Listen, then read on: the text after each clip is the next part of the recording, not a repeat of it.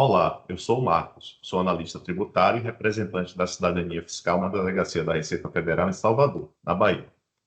Vou começar minha apresentação fazendo uma breve audiodescrição para proporcionar a inclusão de pessoas com alguma limitação visual. Sou homem, da cor branca, cabelos pretos, estou com uma camisa na cor verde e tenho um fundo e imagem simbolizando a cidadania fiscal da Receita Federal. Nela estão apresentadas à esquerda um homem idoso pardo, ao centro uma jovem branca e à direita um adolescente negro. Entre esses três personagens estão o logotipo da Receita Federal do Brasil, com uma frase no topo que diz: "Você faz parte dessa receita". E precisamos falar dos impostos. Mas o nome é esse mesmo? Há quem fale em taxa, há quem fale em tributo. É tudo diferente ou é tudo a mesma coisa? Basicamente é tudo a mesma coisa, só que com nomes diferentes. É tudo um meio de fazer uma cotização para pagar serviços que atendam às necessidades da sociedade. Cada um contribui com um pouco de dinheiro para que todos tenham direitos, como saúde, educação e segurança. Vamos iniciar com uma reflexão. Qual a ligação entre o Estado, os serviços coletivos e os tributos? Será que dá para viver em sociedade com direitos e estruturas de uso coletivo sem que alguém pague essa conta? Vamos tentar passear por essas questões. O homem é um animal que precisa viver em grupos, em sociedade. Não é possível a humanidade viver de forma isolada, como em ilhas desertas. A partir dessa escolha, onde decidimos viver uns com os outros, temos de organizar os interesses que são de todos, os interesses coletivos. Nesse momento, criamos a figura do Estado. Organizados em um Estado, surgem as demandas coletivas como segurança, estradas, saúde e educação. Para que essas necessidades comuns sejam viabilizadas, é necessário haver algo que pague as contas, é necessário haver dinheiro. De onde vem esse dinheiro? Vem da cotização dos integrantes do Estado, as pessoas e as empresas, por meio do que se convencionou chamar de tributo. E como devem ser aplicados esses recursos? De acordo com as necessidades coletivas da sociedade, administradas por pessoas escolhidas por todos. Com base em projetos para a otimização da aplicação desses recursos, define-se como aplicar o dinheiro que é de todos, os tributos. E nós somos preparados desde a infância para compreender esse fluxo, esse raciocínio? Tomamos conhecimento desde que começamos a estudar a respeito da forma pela qual o Estado é administrado? Somos preparados para isso? Nem todos, não é? Logo, podemos constatar que é crescente e urgente a educação para a cidadania fiscal. Feita essa reflexão sobre o surgimento da necessidade de uma cotização social para fazer valer as necessidades de um grupo, de uma coletividade, podemos agora buscar o sentido da palavra tributo. A palavra tributo vem do latim e significa dividir algo entre as tribos. Nas palavras de hoje, dividir algo entre os bairros, as cidades, entre as comunidades, dividir algo entre a sociedade. Essa prática é de unir as pessoas para cada uma contribuir com um pouco do que tem, juntar recursos para dividi-los no grupo social, atender às necessidades deste grupo, fez surgir na história da humanidade com o sentido de Estado que nós acabamos de refletir no slide anterior. Compreendendo que o tributo nasce de uma demanda da sociedade, de uma necessidade dos seres humanos que decidiram viver em sociedade, e que o tributo é uma cotização de todos para fazer valer as necessidades sociais, podemos concluir que o tributo existe para financiar, para pagar a vida em sociedade. O tributo é, como se diz nesse slide, uma porção de dinheiro que a sociedade decidiu destinar ao atendimento das necessidades coletivas. O tributo é sempre criado por lei, aprovada por aqueles escolhidos pela sociedade para representá-los.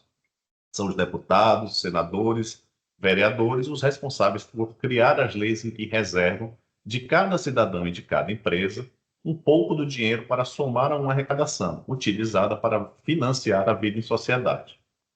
O tributo é cotizado em 5 formas diferentes: os impostos, as taxas, as contribuições especiais, as contribuições de melhoria e os empréstimos compulsórios. Vamos tratar nos slides seguintes o que significa essa divisão, que, em suma, é toda ela uma arrecadação de dinheiro de todos para custear a vida coletiva. A divisão de tributos nesses 5 nomes, nessas 5 espécies, imposto, taxa, contribuição especial, contribuição de melhoria e empréstimo compulsório, foi pensada pelos legisladores para promover justiça fiscal. Em outras palavras, permitir que essa cotização possa ocorrer por todos aqueles que compõem a sociedade, de forma que cada um possa contribuir com aquilo que lhe é próprio, pessoas físicas e empresas. Vamos analisar cada um desses tipos de tributo. O imposto é um percentual, um valor específico. Por exemplo, o imposto de renda é um percentual da renda de cada pessoa, da renda de cada empresa. A taxa, por sua vez, é um valor fixo por algo específico que o Estado faz ou entrega à pessoa ou a uma empresa. Como exemplo, a taxa de lixo, pela coleta do lixo, e a taxa do passaporte, pelo custo da emissão desse documento. Temos o terceiro exemplo de tributo, que são as contribuições especiais, que são valores carimbados, ou seja, criados para atender a uma necessidade específica da sociedade. Um exemplo são as contribuições pagas pelas empresas e pelos trabalhadores para bancar as aposentadorias, as contribuições pagas pelas empresas para bancar o Sistema S, SESI, SESC, SENAI, SENAD e SENAC. Outro exemplo são as contribuições para a Previdência Social. O valor arrecadado por essas contribuições é o que permite ao Estado pagar aposentadorias, auxílios-doença, salários de maternidade e diversos outros direitos que atendem a situações de vida em que os trabalhadores estão impedidos de trabalhar. As contribuições permitem oferecer a grande parte da população o mínimo de direitos numa situação de desamparo. Caso essa cotização social realizada pelo tributo não existisse, cada trabalhador deveria buscar a sobrevivência por seus próprios meios, mesmo que estivesse doente, inválido ou idoso. Há um quarto tipo de tributo, que são as contribuições de melhoria, que também são valores carimbados, como nas contribuições especiais. São cobrados quando uma obra pública leva a melhorias coletivas, como drenagem de águas, redes de esgoto, alargamento de ruas, mas traz grande valorização econômica a imóveis particulares. Essa contribuição raramente é cobrada, pois sua cobrança é complexa e gera custos políticos para a administração municipal. Por fim, o quinto tipo de tributo são os empréstimos compulsórios, por uns chamados de tributo, por outros considerados empréstimos. Consiste na tomada obrigatória de certa quantidade de dinheiro ao contribuinte pelo Estado a título de empréstimo.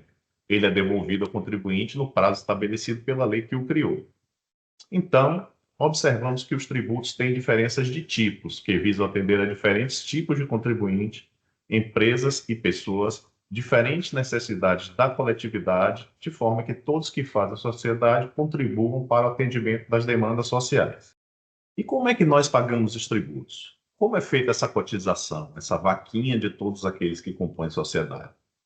Como vimos no início dessa apresentação, para que haja uma justiça nessa cotização, os tributos são pagos pelas pessoas físicas e pelas empresas, conhecidas como pessoas jurídicas. Para que pessoas físicas e jurídicas contribuam, os tributos incidem de forma variável, de acordo com o perfil de cada um. Assim, se eu sou um trabalhador, eu posso contribuir com a parte do meu salário. Se eu sou uma empresa, posso contribuir com a parte do meu lucro. Se eu sou um consumidor, eu posso contribuir com um pouquinho do valor que eu gasto no meu consumo. Se eu sou um produtor, eu posso contribuir um pouquinho mais com a minha produção. Mas por que tantas formas diferentes de contribuir? Porque as demandas sociais são grandes, são caras e exigem dinheiro.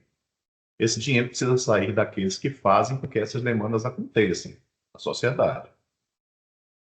Contudo, para que esse dinheiro possa ser arrecadado e possa pagar essas necessidades coletivas, não dá para tirar todo o dinheiro de uma cesta só. Não daria, por exemplo, para bancar todas as necessidades da sociedade apenas com o imposto sobre a renda dos trabalhadores ou sobre o lucro das empresas, pois esse dinheiro não seria suficiente. Além disso, colocar um percentual muito alto nessa cobrança geraria também uma grande injustiça e poderia até inviabilizar o trabalho e as empresas. Em razão disso, para que seja minimizado esse custo dos tributos e atendidas as necessidades da sociedade, é que se criou essa sopa de letrinhas com vários tipos de tributos, IPVA, IPTU, ICMS, ISS. O pouquinho arrecadado em diversas áreas permite uma arrecadação que atenda o máximo possível das demandas da sociedade, que são quase infinitas. Quanto mais nascem pessoas, mais surgem pessoas com capacidade de colaborar nessa arrecadação. E, por outro lado, surgem também mais demandas para a sociedade. E chegamos aqui compreendendo que o tributo é a invenção da vida em sociedade, vida essa que exige recursos para bancar as necessidades coletivas. Essa invenção dos tributos precisa ser criada por um consenso da sociedade que dele precisa. Esse consenso é definido por leis escritas por pessoas da sociedade, eleitas pelos cidadãos que compõem essa sociedade. Essas pessoas, vereadores, deputados e senadores, são as pessoas escolhidas pela população para criar e modificar as leis conforme as necessidades da sociedade. Criada a lei, que é um meio de se exigir a cobrança dos tributos, é necessário que exista uma entidade da sociedade que administre essa lei, fazendo com que essa lei seja aplicada e que a cobrança dos tributos seja exigida. Essa administração, então, é feita pela Receita, seja ela federal, estadual, municipal e a distrital, que é a Receita do Distrito Federal. Assim, esse órgão deve cobrar e depositar os tributos arrecadados da sociedade nos cofres públicos, no caso, no Banco Central. Os tributos depositados no Banco Central são movimentados na conta desse banco por um órgão que cuida da contabilidade pública, que é o Tesouro Nacional. Os prefeitos, os governadores e o presidente da República, que são as pessoas escolhidas pela sociedade para aplicar os recursos arrecadados de toda a população, os tributos, executam a realização desses serviços, fazem investimentos que sejam do interesse da população em um determinado momento. Então, digamos que hoje a população do município A entende que suas necessidades mais urgentes são a construção de um hospital municipal, a requalificação de suas quadras esportivas, manter em funcionamento serviços que já existem, as escolas públicas, os postos de saúde, a pavimentação das ruas da cidade. Assim, olhando para essas necessidades em cada momento, a população escolhe os seus executivos para que eles façam acontecer essas aplicações de acordo com o valor que é arrecadado pela população. Nessas imagens, podemos ver alguns exemplos da aplicação do tributo de acordo com as necessidades e demandas da sociedade. Todas as demandas que são gratuitas são pagas com o dinheiro dos tributos. Na foto maior, temos as vacinas da Covid-19, que foram adquiridas com recursos dos tributos pagos pelas pessoas e empresas, aplicados no SUS, o que permitiu que milhões de vidas fossem salvas no Brasil. Nas imagens que estão no canto direito desse slide, temos, na sequência, crianças em escola pública, também atendidas com os recursos dos tributos pagos pela sociedade e que bancam a estrutura da escola, os materiais escolares, os professores, a merenda escolar. Logo abaixo temos uma imagem com um jovem cientista na universidade pública, cuja atividade científica é paga com os recursos públicos. As pesquisas científicas das universidades e institutos de educação fazem acontecer as novas vacinas, as novas tecnologias, os novos componentes para a indústria. Na foto do canto inferior direito, temos imagens dos bombeiros, serviço essencial, e que se mostrou exatamente importante nos muitos incêndios florestais que têm assolado o Brasil. Nas duas últimas fotos, do centro para a esquerda, temos uma imagem relacionada ao sistema de saúde pública, assistido com os recursos dos tributos direcionados ao SUS e que pagam os hospitais, os equipamentos hospitalares, os medicamentos, os médicos, os enfermeiros, as equipes técnicas, as ambulâncias, o SAMU e tudo mais que é necessário para cuidar da saúde da população. O SUS é o maior sistema público de saúde do mundo e um exemplo para muitos países, como os Estados Unidos, que, apesar de rico, não investe parte dos tributos pagos pelos norte-americanos em um sistema de saúde público que atenda a sua população. Por último, temos a foto de uma infraestrutura de estradas, construídas com dinheiro dos tributos e fundamentais para a movimentação das pessoas, para a movimentação dos produtos feitos no Brasil, para exportação e para o abastecimento da população. Tudo isso bancado com os recursos dos tributos.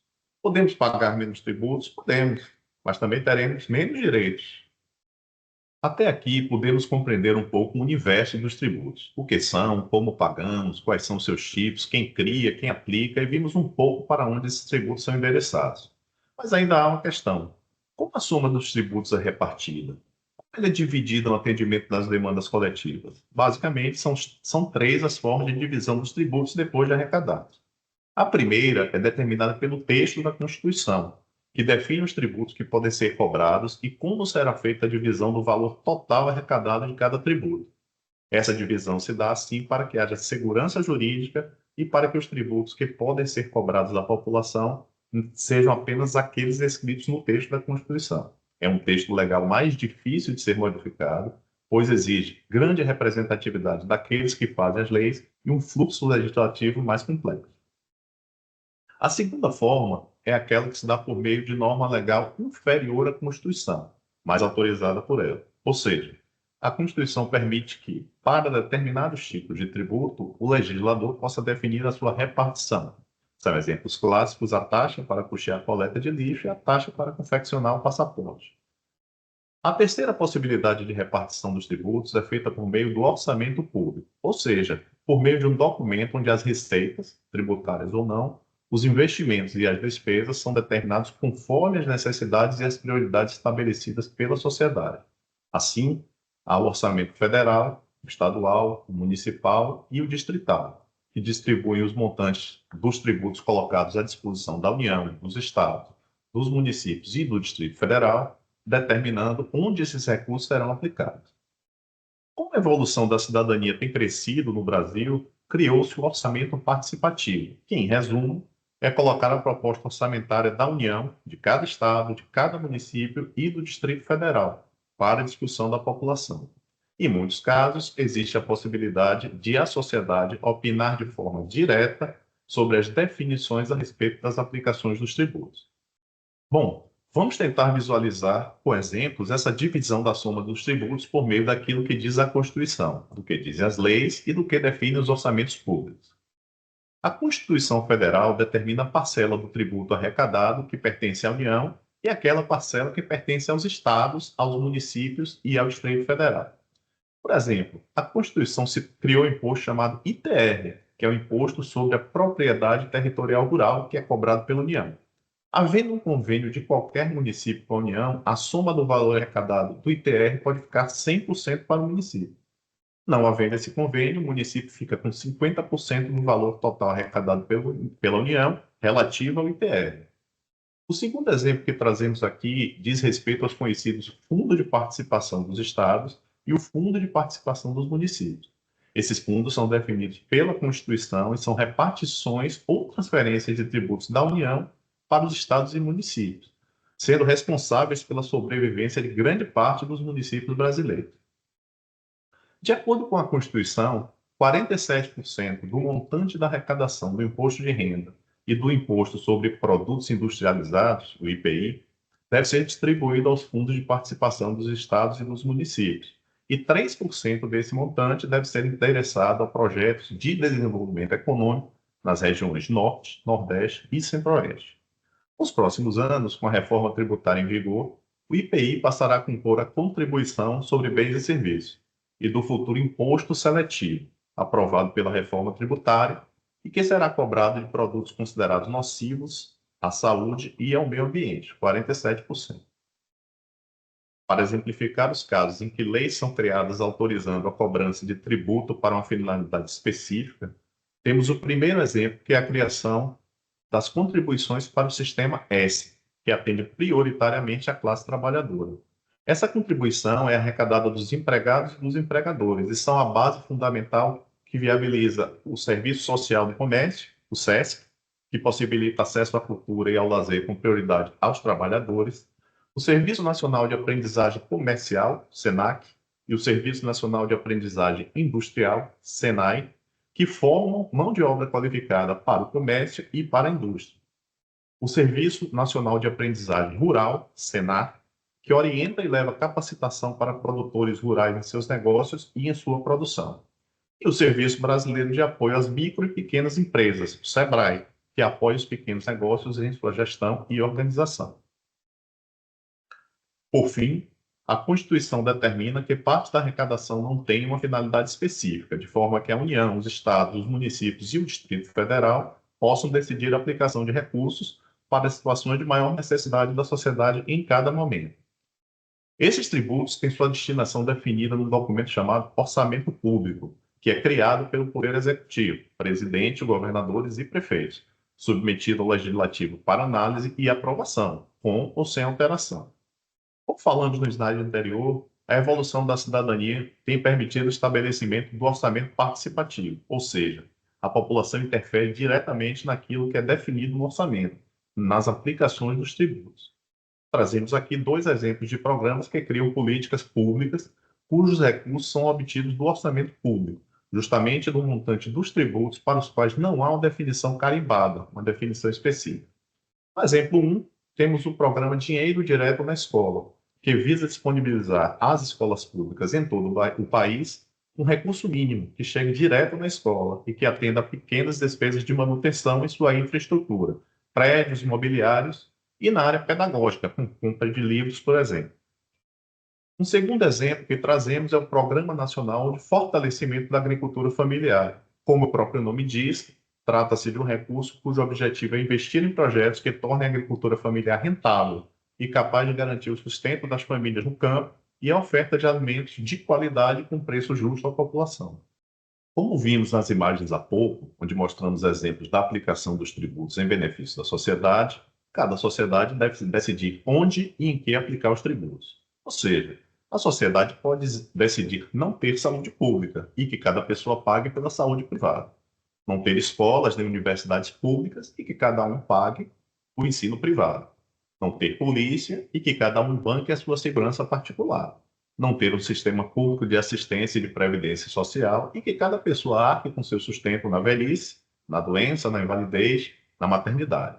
Enfim, mais tributos ou menos tributos é uma decisão da população. Mais tributos, mais direitos. Menos tributos, menos direitos.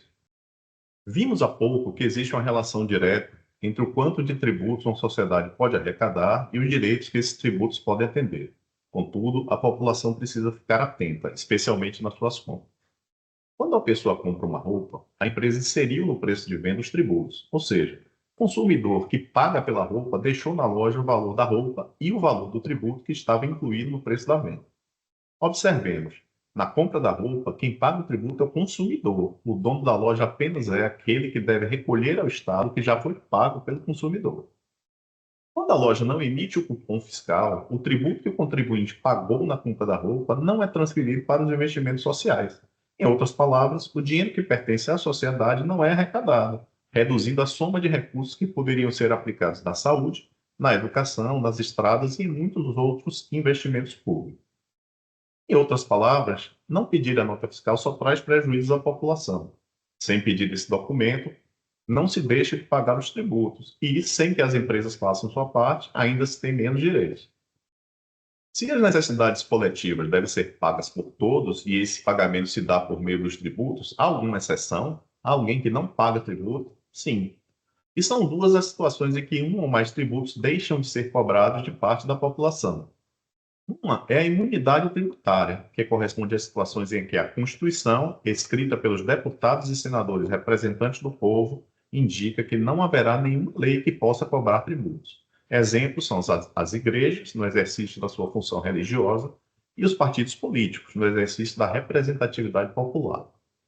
A segunda situação em que um ou mais tributos deixam de ser cobrados de parte da população é a isenção. Nesse caso, há a cobrança de tributos, mas essa cobrança é zerada, por lei, para fins de apoiar uma atividade ou o interesse da coletividade.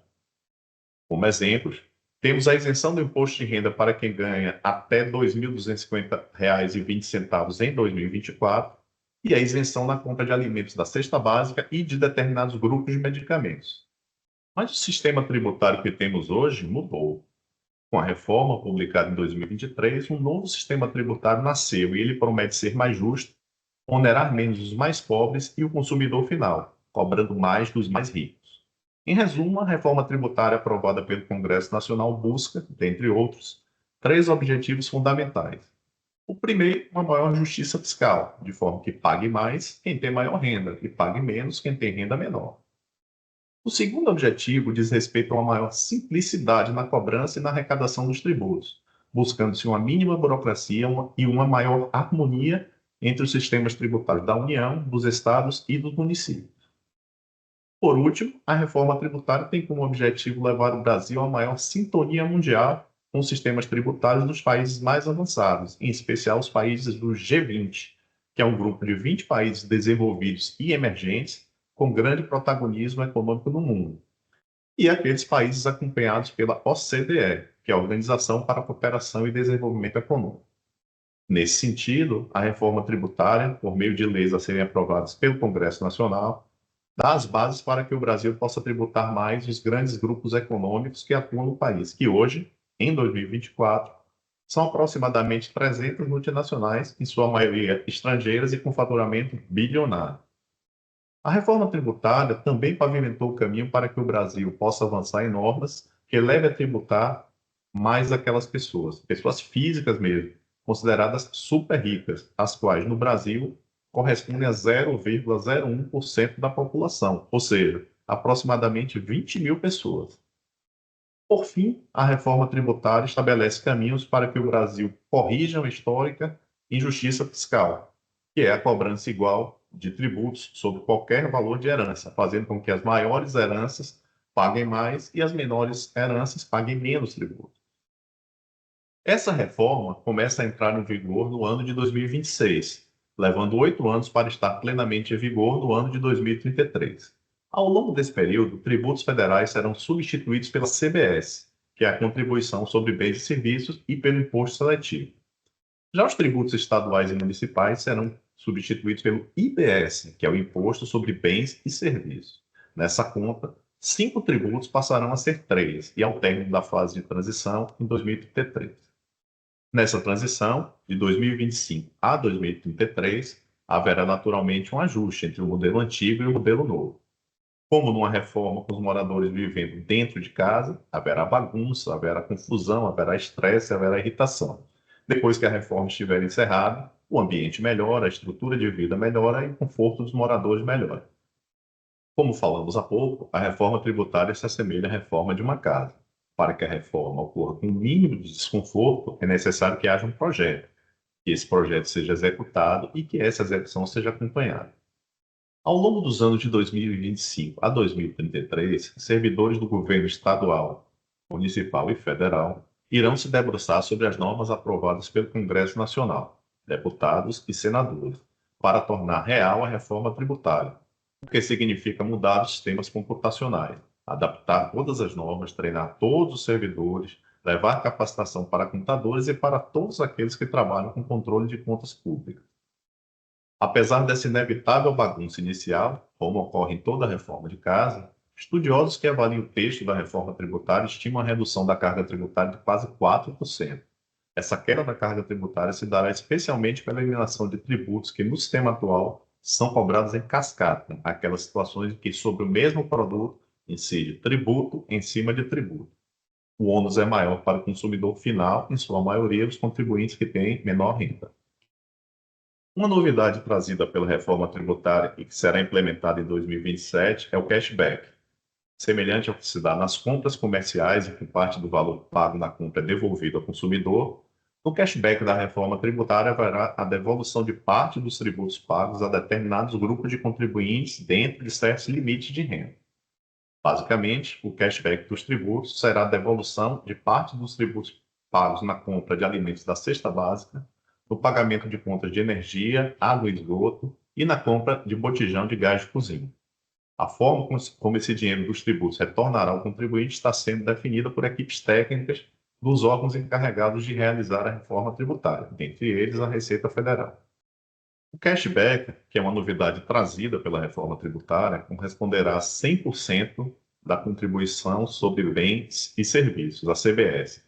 No caso das compras de botijões de gás de 13 quilos, corresponderá a 50% da CBS paga nas contas de luz, água, esgoto e gás canalizado, e corresponderá a 20% da CBS e do Imposto sobre Bens e Serviços que incidir sobre outros produtos. O cashback, que estará em vigor a partir de 2027, é destinado às famílias com renda de até 50% do valor do salário mínimo e que façam parte do Cadastro Único do Governo Federal. Seus percentuais podem ser aumentados para até 100% da CBS, conforme decisão dos estados. Essa sistemática já existe em diversos países, inclusive na América Latina. Exemplo, Uruguai, Colômbia e Bolívia. No Brasil, estados como São Paulo e Rio Grande do Sul utilizam uma espécie de cashback por meio das notas fiscais estaduais, devolvendo parte do tributo estadual ao consumidor final. A reforma tributária traz uma outra novidade que vai ao encontro da sustentabilidade ambiental e ao cuidado com a saúde da população.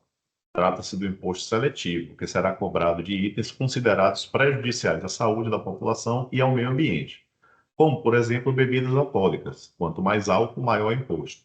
Bebidas com muito açúcar, cigarros e similares, recursos minerais, veículos altamente poluentes, embarcações e aeronaves. No caso dos veículos, os legisladores, representantes do povo que aprovaram a reforma tributária, decidiram que ficam isentos, ou seja, o tributo é zerado, os veículos que atendam a critérios de sustentabilidade ambiental. Ficarão isentos ainda os veículos que sejam vendidos a pessoas com deficiência e taxistas. Nesses dois casos, o veículo deve ter o valor de até R$ 200 mil. Todas essas novidades serão regulamentadas e a administração do imposto seletivo será da Receita Federal do Brasil. Um dos impactos mais positivos da reforma tributária está na criação do imposto do tipo IVA, Imposto sobre Valor Agregado, que, no caso da reforma tributária, ganhou dois nomes diferentes, sendo ambos o Imposto sobre o Valor Agregado. Um se chama CBS, ou Contribuição sobre Bens e Serviços, que será cobrado pelo governo federal e visa atender às necessidades de todo o Brasil. O outro tributo se chama IBS, ou Imposto sobre Bens e Serviços, que será cobrado pelos estados e municípios para atender demandas mais específicas das populações de cada estado e município. Basicamente, a CBS e o IBS tratam de um tipo de tributo que não permite a cumulatividade. Mas o que é isso? Esse tipo de tributo não permite que se cobre imposto em cima de imposto, situação que gera um valor maior de imposto a pagar, que é o que acontece no modelo atual, o modelo velho. No modelo novo, a cada fase do processo de produção de um bem ou de prestação de um serviço, o imposto que foi cobrado na etapa anterior é retirado, é eliminado, e o contribuinte em cada fase vai pagar apenas o valor do tributo daquela fase. No exemplo da imagem desse slide, temos o caso da venda de uma camisa.